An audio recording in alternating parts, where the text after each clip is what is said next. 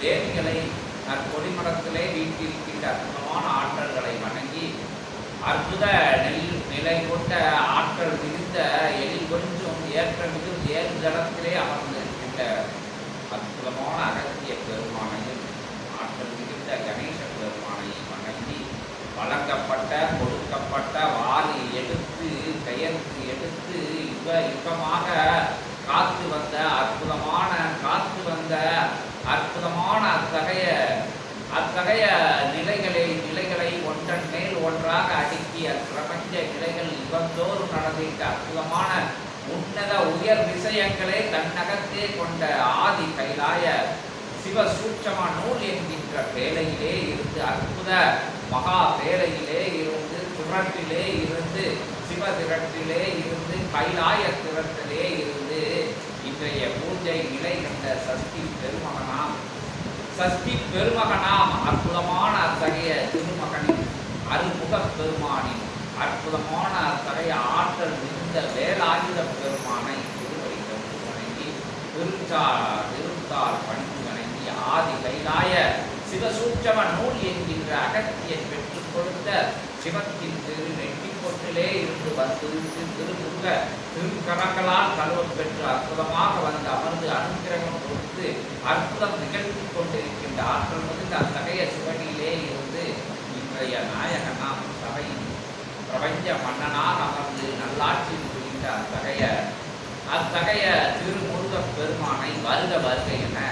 வருக என ஆற்றல் மிகுந்தவனை அற்புத பெருமகனை தேவ சேனாதிபதியை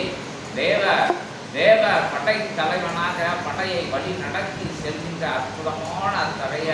சபையாலும் மகா ஆற்றலை பிரபஞ்சத்தை ஆளும் மன்னனை வருகவே வருக என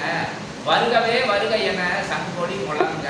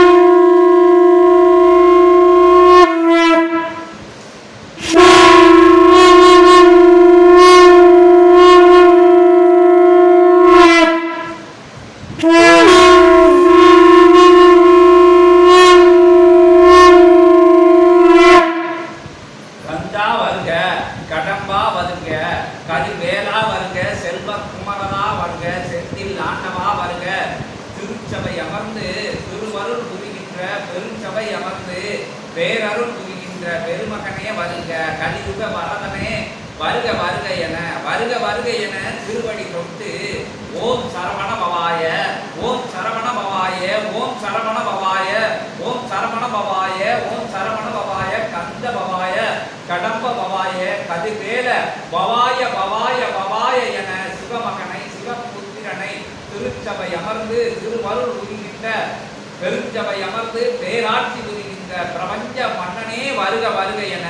திருவடி தொட்டு திருக்கால் பணிந்து போற்றி புகழ்ந்து அற்புதமான மலர்